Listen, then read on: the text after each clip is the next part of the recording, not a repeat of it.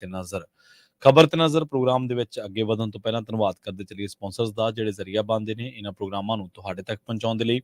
Khalsa insurance agency ਵਾਲੇ ਜਿਨ੍ਹਾਂ ਤੋਂ ਤੁਸੀਂ ਹਰ ਤਰੀਕੇ ਦੀ ਇੰਸ਼ੋਰੈਂਸ ਲੈ ਸਕਦੇ ਹੋ। ਇੰਸ਼ੋਰੈਂਸ ਬਾਰੇ ਪਤਾ ਕਰਨ ਦੇ ਲਈ ਇਹਨਾਂ ਦਾ ਨੰਬਰ ਹੈ 468 272 2500। ਇਹ 1992 ਤੋਂ ਲਗਾਤਾਰ ਇੰਸ਼ੋਰੈਂਸ ਬਿਜ਼ਨਸ ਦੇ ਵਿੱਚ ਸ਼ਾਨਦਾਰ ਸੇਵਾਵਾਂ ਦੇ ਰਹੇ ਨੇ। ਅਮਰੀਕਾ ਭਰ ਦੇ ਵਿੱਚ ਇੰਸ਼ੋਰੈਂਸ ਕਰਦੇ ਨੇ। ਓਬਾਮਾ ਕੇਅਰ, ਮੈਡੀਕੇਅਰ ਜਾਂ ਫਿਰ ਕਵਰਡ ਕੈਲੀਫੋਰਨੀਆ ਬਾਬਤ ਸਲਾਹ ਲੈਣ ਦੇ ਲਈ, ਪਾਲਿਸੀ ਕਰਵਾਉਣ ਦੇ ਲਈ ਅੱਜ ਹੀ ਕਾਲ ਕਰੋ 468 272 2500 ਤੇ ਟਰਕੀਆਨ ਇਮੀਗ੍ਰੇਸ਼ਨ ਲਾ ਫਰਮ ਵਾਲੇ ਜੇ ਟਰਕੀ ਨਾ ਟੋਰਨੀ ਟਰਕੀਆਨਾਂ ਦੇ ਨਾਲ ਤੁਸੀਂ ਯੂਐਸ ਇਮੀਗ੍ਰੇਸ਼ਨ ਬਾਬਤ ਕੋਈ ਵੀ ਸਲਾਹ ਕਰਨੀ ਹੈ, ਕੋਈ ਵੀ ਸਵਾਲ ਪੁੱਛਣਾ ਤੇ ਇਹਨਾਂ ਦਾ ਨੰਬਰ ਹੈ 415 909 0503। ਗੁਰਦੀਪ ਸਿੰਘ ਬਿਰਦੀ ਕਲੋਬੀ, ਸਤਨਾਮ ਸਿੰਘ ਸ਼ੇਰਗਿੱਲ ਸਲਮਾ, ਵਿਸਲਾ ਫੈਮਿਲੀ, ਕਾਬਲ ਸਿੰਘ ਫ੍ਰੈਜ਼ਨੋ, ਮਨਦੀਪ ਸਿੰਘ, ਸੰਦੀਪ ਕੌਰ ਸੈਨ ਹੋਜ਼ੇ, ਗੁਰਪਾਲ ਸਿੰਘ ਸੈਕਰਾਮੈਂਟੋ ਤੇ ਸਰਬਜੀਤ ਸਿੰਘ ਸ਼ੋਕਰ ਧਰਲਕ ਤੋਂ। ਇਹਨਾਂ ਸਾਰੇ ਹੀ ਸਪਾਂਸਰਸ ਦਾ ਬਹੁਤ ਬਹੁਤ ਧੰਨਵਾਦ। ਤੇ ਜੇਕਰ ਤੁਸੀਂ ਵੀ ਪੰਜਾਬੀ ਰੇਡੀਓ ਯੂਐਸਏ ਦੇ ਇਹਨਾਂ ਪ੍ਰੋਗਰਾਮਾਂ ਨੂੰ ਸਪਾਂਸਰ ਕਰਨਾ ਚਾਹੁੰਦੇ ਹੋ ਤਾਂ ਸਟੂਡੀਓ ਦਾ ਨੰਬਰ ਹੈ 468 272 5200। ਅੱਜ ਦਾ ਇਹ ਖਬਰ ਤੇ ਨਜ਼ਰ ਪ੍ਰੋਗਰਾਮ ਸਾਲ 2024 ਦੀ 25 ਫਰਵਰੀ ਦਾ ਪ੍ਰੋਗਰਾਮ ਹੈ ਤੇ ਦਿਨ ਅੱਜ ਐਤਵਾਰ ਹੈ। ਖਬਰਾਂ ਦੇ ਵੱਲ ਵਧਣ ਤੋਂ ਪਹਿਲਾਂ ਕਿਸਾਨ ਅੰਦੋਲਨ ਦੇ ਨਾਲ ਜੁੜੀਆਂ ਅਹਿਮ ਖਬਰਾਂ ਦੇ ਵੱਲ ਵਧਣ ਤੋਂ ਪਹਿਲਾਂ ਸ਼ੁਰੂਆਤ ਕਰਦੇ ਹਾਂ ਅਮਰੀਕਾ ਤੋਂ। ਅਮਰੀਕਾ ਦੇ ਕੈਲੀਫੋਰਨੀਆ ਦੇ ਵਿੱਚ ਸਿੱਖ ਜਥੇਬੰਦੀਆਂ, ਸਿੱਖ ਗੁਰਦੁਆਰਾ ਸਾਹਿਬਾਨ ਤੇ ਇਹਦੇ ਨਾਲ ਪੰਥਕ ਜਥੇਬੰਦੀਆਂ ਵੱਲੋਂ ਕਿਸਾਨ ਅੰਦੋਲਨ ਦੇ ਹੱਕ ਦੇ ਵਿੱਚ ਹਾਂ ਦਾ ਨਾਰਾ ਮਾਰਿਆ ਗਿਆ ਤੇ ਇੱਕ ਬਹੁਤ ਵੱਡਾ ਇਕੱਠ ਇਸ ਸੰਦਰਭ ਦੇ ਵਿੱਚ ਇਸ ਬਾਬਤ ਕੀਤਾ ਗਿਆ ਗੁਰਦੁਆਰਾ ਸਾਹਿਬ ਸਟਾਕਟਨ ਵਿਖੇ। ਕਿਸਾਨ ਅੰਦੋਲਨ ਦੇ ਹੱਕ ਦੇ ਵਿੱਚ ਤੇ ਬੰਦੀ ਸਿੰਘਾਂ ਦੀ ਰਿਹਾਈ ਦੇ ਲਈ ਹੋਏ ਇਸ ਪੰਥਕ ਇਕੱਠ ਦੇ ਵਿੱਚ ਮੋਦੀ ਦੀ ਜ਼ਾਲਮ ਸਰਕਾਰ ਨੂੰ ਲਾਹਨਤ ਪਾਈ ਗਈ ਹੈ ਤੇ ਉਹਦੇ ਬਾਰੇ ਕਿਹਾ ਗਿਆ ਕਿ ਮੋਦੀ ਦੀ ਜ਼ਾਲਮ ਸਰਕਾਰ ਕਿਸਾਨਾਂ ਉੱਤੇ ਨਾ ਸਿਰਫ ਉਹਨਾਂ ਦੀਆਂ ਮੰਗਾਂ ਨਹੀਂ ਮੰਨ ਰਹੀ ਬਲਕਿ ਉਹਨਾਂ ਦੇ ਉੱਤੇ ਜ਼ੁਲਮ ਵੀ ਕਰ ਰਹੀ ਹੈ। ਸੋ ਹੁਣ ਇਸੇ ਬਾਬਤ ਇੱਕ ਰੋਸ ਮੁਜ਼ਾਹਰਾ ਜਿਹੜਾ ਉਹ ਉਲੀਕਿਆ ਗਿਆ।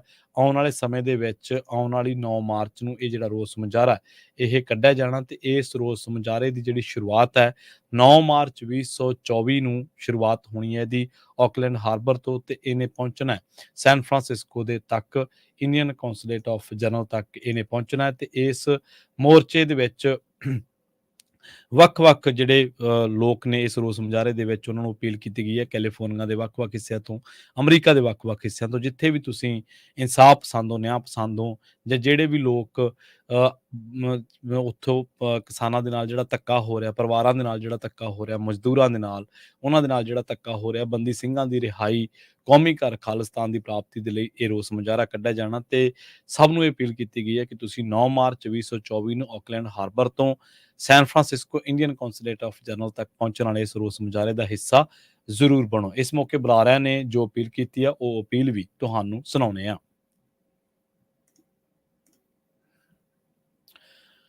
ਵਧਦੇ ਹਾਂ ਅਗਲੀ ਖਬਰ ਦੇ ਵੱਲ, ਗੱਲ ਕਰਦੇ ਹਾਂ ਸੰਯੁਕਤ ਕਿਸਾਨ ਮੋਰਚਾ ਦੀ। ਸੰਯੁਕਤ ਕਿਸਾਨ ਮੋਰਚਾ ਨੇ MSP ਦੀ ਕਾਨੂੰਨੀ ਗਰੰਟੀ ਤੇ ਹੋਰਨਾਂ ਕਿਸਾਨੀ ਮੰਗਾਂ ਦੇ ਹੱਲ ਦੇ ਲਈ 26 ਫਰਵਰੀ ਨੂੰ ਪੰਜਾਬ ਭਰ ਦੇ ਵਿੱਚ ਟਰੈਕਟਰ ਮਾਰਚ ਕਰਨ ਦਾ ਫੈਸਲਾ ਕੀਤਾ। ਇਸ ਦੇ ਲਈ SKM ਨੇ ਤਿਆਰੀਆਂ ਮੁਕੰਮਲ ਕਰ ਲਈਆਂ ਨੇ। ਅੱਜ ਵੱਡੀ ਗਿਣਤੀ ਦੇ ਵਿੱਚ ਕਿਸਾਨਾਂ ਵੱਲੋਂ ਸੂਬਾਈ ਅਤੇ ਕੌਮੀ ਮਾਰਗਾਂ ਤੇ ਟਰੈਕਟਰ ਮਾਰਚ ਕੱਢੇ ਜਾਣਗੇ ਅਤੇ ਸਵੇਰੇ 11 ਵਜੇ ਤੋਂ ਦੁਪਹਿਰ 3 ਵਜੇ ਤੱਕ ਸੜਕ ਕੰਢੇ ਟਰੈਕਟਰ ਖੜੇ ਕਰਕੇ ਕੇਂਦਰ ਸਰਕਾਰ ਦੇ ਵਿਰੁੱਧ ਰੋਸ ਮੁਜ਼ਾਹਰਾ ਕੀਤਾ ਜਾਣਾ। ਇਸ ਮੌਕੇ ਸੂਬੇ ਭਰ ਦੇ ਵਿੱਚ 100 ਤੋਂ ਵੱਧ ਥਾਵਾਂ ਤੇ ਕਿਸਾਨਾਂ ਵੱਲੋਂ WTO ਦੇ ਪੁਤਲੇ ਵੀ ਫੂਕੇ ਜਾਣਗੇ। ਦੂਜੇ ਪਾਸੇ ਪਟਿਆਲਾ ਦੇ ਰਜਿੰਦਰਾ ਹਸਪਤਾਲ ਦੇ ਵਿੱਚ ਰੱਖੀ ਸ਼ੁਭਕਰਨ ਸਿੰਘ ਦੀ ਲਾਸ਼ ਦਾ 5ਵੇਂ ਦਿਨ ਵੀ ਸੰਸਕਾਰ ਨਹੀਂ ਹੋ ਸਕਿਆ। ਕਿਸਾਨਾਂ ਦੇ ਦਿੱਲੀ ਕੂਚ ਅੰਦੋਲਨ ਦੇ ਮੱਦੇਨਜ਼ਰ ਹਰਿਆਣਾ ਦੇ 7 ਜ਼ਿਲ੍ਹਿਆਂ ਦੇ ਵਿੱਚ ਮੋਬਾਈਲ ਇੰਟਰਨੈਟ ਸੇਵਾਵਾਂ ਮੁਅੱਤਲ ਕਰ ਦਿੱਤੀਆਂ ਗਈਆਂ ਸਨ, ਪਰ ਇਹ ਸੇਵਾਵਾਂ ਹੁਣ ਬਹਾਲ ਕਰ ਦਿੱਤੀਆਂ ਗਈਆਂ ਨੇ। ਇਹ ਸੇਵਾਵਾਂ ਲਗਭਗ 2 ਹਫ਼ਤਿਆਂ ਬਾਅਦ ਬਹਾਲ ਕੀਤੀਆਂ ਗਈਆਂ ਨੇ। ਇੰਟਰਨੈਟ ਸੇਵਾਵਾਂ ਅੰਬਾਲਾ, ਕੁਰੂਕਸ਼ੇਤਰ, ਕੈਥਲ, ਜੀਂਦ, ਹਿਸਾਰ, ਫਤਿਆਬਾਦ ਅਤੇ ਸਿਰਸਾ ਦੇ ਵਿੱਚ 11 ਫਰਵਰੀ ਨੂੰ ਮੁਅੱਤਲ ਕਰ ਦਿੱਤੀਆਂ ਗਈਆਂ ਸਨ। ਇੱਥੋਂ ਦੇ ਪ੍ਰਸ਼ਾਸਨਿਕ ਅਧਿਕਾਰੀਆਂ ਨੇ ਕਿਹਾ ਕਿ 7 ਜ਼ਿਲ੍ਹਿਆਂ ਦੇ ਵਿੱਚ ਮੋਬਾਈਲ ਸੇਵਾਵਾਂ ਦੀ ਮੁਅੱਤਲੀ ਨੂੰ ਵਧਾਉਣ ਦੇ ਲਈ ਕੋਈ ਨਵਾਂ ਹੁਕਮ ਜਾਰੀ ਨਹੀਂ ਕੀਤਾ ਗਿਆ। ਇਹ ਹੁਕਮ ਇਹਨਾਂ ਜ਼ਿਲ੍ਹਿਆਂ ਦੇ ਵਿੱਚ ਅਮਨ ਸ਼ਾਂਤੀ ਬਣਾਏ ਰੱਖਣ ਦੇ ਮੱਦੇਨਜ਼ਰ ਜਾਰੀ ਕੀਤੇ ਗਏ ਸਨ। ਇੱਕ ਪਾਸੇ ਕਿਸਾਨ ਨੇ ਜਿਹੜੇ ਸ਼ਾਂਤਪੂਰਵਕ ਤਰੀਕੇ ਦੇ ਨਾਲ ਦਿੱਲੀ ਨੂੰ ਵਧਣਾ ਚਾਹੁੰਦੇ ਨੇ, ਰਾਜਧਾਨੀ ਦੇ ਵਿੱਚ ਜਾ ਕੇ ਆਪਣੀ ਗੱਲ ਰੱਖਣਾ ਚਾਹੁੰਦੇ ਨੇ, ਉਹਨਾਂ ਦੇ ਲਈ ਤਾਂ ਰਾਹ ਡੱਕੇ ਜਾ ਰਹੇ ਨੇ। ਦੂਜੇ ਪਾਸੇ ਪਾਰਟੀਆਂ ਦੇ ਇਨੈਲੋ ਦੇ ਪ੍ਰਧਾਨ ਦਾ ਗੋਲੀਆਂ ਮਾਰ ਕੇ ਕਤਲ ਕਰ ਦਿੱਤਾ ਜਾਂਦਾ, ਨਫੇ ਸਿੰਘ ਰਾਠੀ ਦਾ। ਉਸ ਬਾਬਤ ਖੱਟਰ ਸਰਕਾਰ ਨੂੰ ਉਦੋਂ ਦਾ ਜਿਹੜਾ ਲਾਅ ਐਂਡ ਆਰਡਰ ਆ ਉਹਦੀ ਸਥਿਤੀ ਕੋਈ ਸਾਫ਼ ਨਜ਼ਰ ਨਹੀਂ ਆਉਂਦੀ, ਪਰ ਦੂਜੀਆਂ ਧਿਰਾਂ ਵੀ ਇਸ ਮਾਮਲੇ ਦੇ ਵਿੱਚ ਕੋਈ ਬਹੁਤਾ ਵਿਰੋਧ ਜਿਹੜਾ ਉਹ ਦਰਜ ਨਹੀਂ ਕਰਾ ਸਕੀਆਂ। ਦੂਜੇ ਪਾਸੇ ਰੁਖ ਕਰਦੇ ਹਾਂ ਜ਼ੀਰਾ ਦਾ। ਪਿੰਡ ਮਨਸੂਰ ਦੇਵਾ ਦੇ ਇੱਕ ਕਿਸਾਨ ਦੀ ਸ਼ੰਭੂ ਬਾਰਡਰ ਤੇ ਜਾਣ ਸਮੇਂ ਸੜਕ ਹਾਦਸੇ ਦੇ ਵਿੱਚ ਮੌਤ ਹੋ ਗਈ ਹੈ। ਪਤਾ ਲੱਗਿਆ ਕਿ ਕਿਸਾਨ ਆਗੂ ਗੁਰਜੰਟ ਸਿੰਘ ਪੁੱਤਰ ਮਰਹੂਮ ਨਛੱਤਰ ਸਿੰਘ ਵਾਸੀ ਪਿੰਡ ਮਨਸੂਰ ਦੇਵਾ ਜ਼ੀਰਾ ਕਿਸਾਨਾਂ ਦਾ ਜੱਥਾ ਲੈ ਕੇ ਟਰੈਕਟਰ ਟਰਾਲੇ ਤੇ ਸ਼ੰਭੂ ਬਾਰਡਰ ਦੇ ਲਈ ਆਪਣੇ ਪਿੰਡ ਤੋਂ ਰਵਾਨਾ ਹੋਇਆ ਸੀ।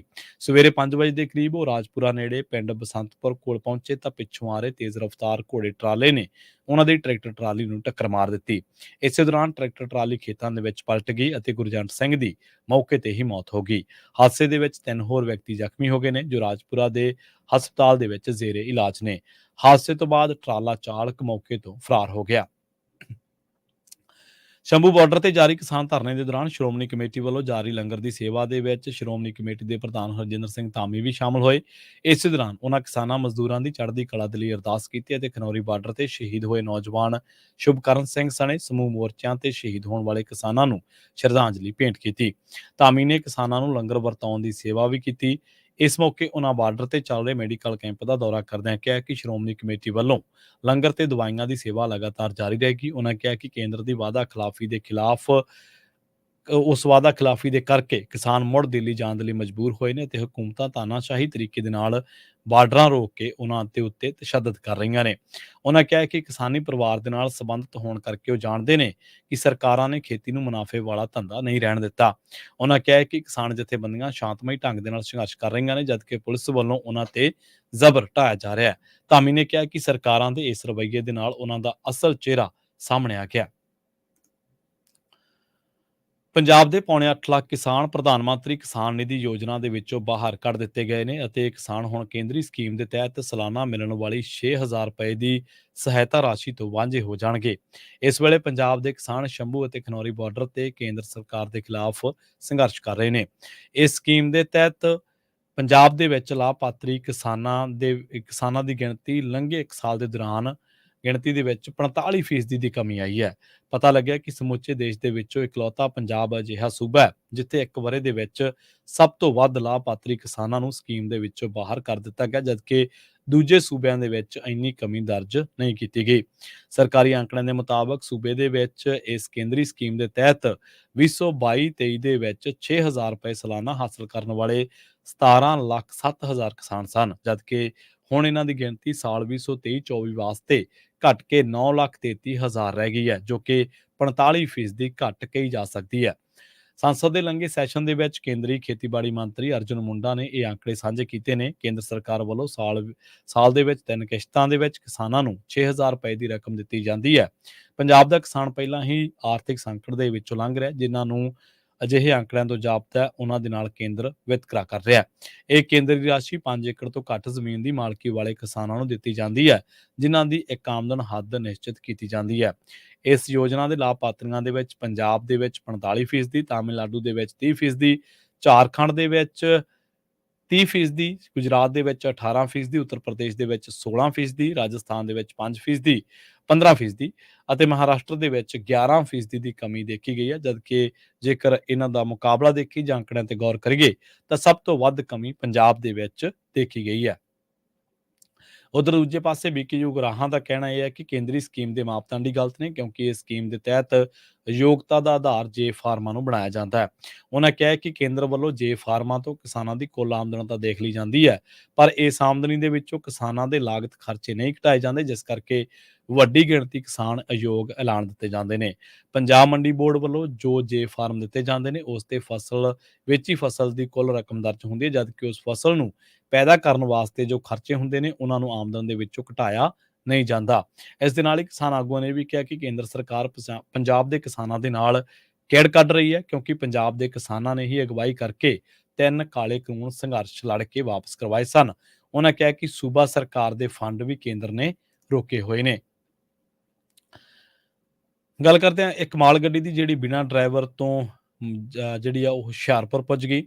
ਜੰਮੂ ਤੋਂ ਆਉਂਦੀ ਮਾਲ ਗੱਡੀ ਬਿਨਾਂ ਡਰਾਈਵਰ ਤੋਂ ਇੱਥੇ ਪੁੱਜ ਗਈ। ਮਾਲ ਗੱਡੀ ਦਾ ਡਰਾਈਵਰ ਇਸ ਨੂੰ ਸਟਾਰਟ ਕਰਕੇ ਹੈਂਡ ਬ੍ਰੇਕ ਲਾਉਣਾ ਭੁੱਲ ਗਿਆ ਜਿਸ ਕਰਕੇ ਇਹ ਗੱਡੀ ਆਪੇ ਹੀ ਰੇਲ ਪਟੜੀ ਤੇ ਦੌੜ ਪਈ ਅਤੇ ਕਈ ਸਟੇਸ਼ਨਾਂ ਨੂੰ ਪਾਰ ਕਰਦੀ ਹੋਈ ਮੁਕੇਰੀਆਂ ਦਸੂਹਾ ਦਰਮਿਆਨ ਪੈਂਦੇ ਕਸਬਾ ਉੱਚੀ ਬੱਸੀ ਰੇਲਵੇ ਸਟੇਸ਼ਨ ਤੇ ਲੱਕੜ ਦੇ ਸਟਾਪਰ ਲਾ ਕੇ ਇਸ ਨੂੰ ਰੋਕਿਆ ਗਿਆ ਜਿਸ ਤੋਂ ਬਾਅਦ ਅਧਿਕਾਰੀਆਂ ਨੇ ਸੁੱਖ ਦਾ ਸਾਹ ਲਿਆ। ਇਸ ਮਾਮਲੇ ਦੀ ਰੇਲ ਅਧਿਕਾਰੀ ਜਾਂਚ ਕਰ ਰਹੇ ਨੇ। ਦੂਜੇ ਪਾਸੇ ਰੇਲ ਮੰਤਰੀ ਅਸ਼ਵਨੀ ਵੈਸ਼ਨਵ ਨੇ ਵੀ ਇਸ ਮਾਮਲੇ ਦੀ ਜਾਂਚ ਦੇ ਹੁਕਮ ਦਿੱਤੇ ਨੇ। ਇਹ ਮਾਲ ਗੱਡੀ ਕਰੀਬ 80 ਕਿਲੋਮੀਟਰ ਪ੍ਰਤੀ ਘੰਟਾ ਦੀ ਰਫ਼ਤਾਰ ਦੇ ਨਾਲ ਚੱਲੀ ਅਤੇ ਇਸ ਮਾਲ ਗੱਡੀ ਕਰਕੇ 3 ਰੇਲ ਗੱਡੀਆਂ ਪ੍ਰਭਾਵਿਤ ਹੋਈਆਂ। ਦੱਸ ਦਈਏ ਕਿ ਬਿਨਾਂ ਰੇਲ ਦੇ ਡਰਾਈਵਰ ਦੇ ਕਠੂਆ ਤੋਂ ਇਹ ਰਵਾਨਾ ਹੋਣ ਵਾਲੀ ਮਾਲ ਗੱਡੀ ਨੂੰ ਰੋਕਣ ਦੇ ਲਈ ਜਲੰਧਰ ਤੱਕ ਦੇ ਸਾਰੇ ਸਟੇਸ਼ਨਾਂ ਨੂੰ ਹਾਈ ਅਲਰਟ ਤੇ ਰੱਖਿਆ ਗਿਆ ਸੀ। ਖਾਲੀ 53 ਡੱਬਿਆਂ ਦੇ ਨਾਲ ਚੱਲ ਰਹੀ ਗੱਡੀ ਨੂੰ ਰੋਕਣ ਦੇ ਲਈ ਕਠੂਆ ਤੋਂ ਬਾਅਦ ਰੇਲਵੇ ਸਟੇਸ਼ਨ ਤੇ ਪੈਂਦੇ ਰੇਲਵੇ ਲਾਈਨ ਤੇ ਪੈਂਦੇ ਹਰ ਸਟੇਸ਼ਨ ਤੇ ਯਤਨ ਕੀਤੇ ਗਏ। ਜਾਣਕਾਰੀ ਮਿਲਦੇ ਹੀ ਜਲੰਧਰ ਤੋਂ ਮੁਕੇਰੀਆਂ ਜਾਣ ਵਾਲੇ ਟ੍ਰੈਫਿਕ ਇੰਸਪੈਕਟਰ ਉੱਚੀ ਬੱਸੀ ਸਟੇਸ਼ਨ ਤੇ ਪਹੁੰਚ ਗਏ। ਰੇਲ ਗੱਡੀ ਦੇ ਉੱਚੀ ਬੱਸੀ ਦੇ ਨੇੜੇ ਰੁਕਣ ਤੋਂ ਬਾਅਦ ਅਧਿਕਾਰੀਆਂ ਨੇ ਸੁੱਖ ਦਾ ਸਾਹ ਲਿਆ। ਕੋਈ ਵੀ ਅਧਿਕਾਰੀ ਇਸ ਮਾਮਲੇ ਦੇ ਵਿੱਚ ਕੁਝ ਵੀ ਕਹਿਣ ਦੇ ਲਈ ਤਿਆਰ ਨਹੀਂ ਹੈ।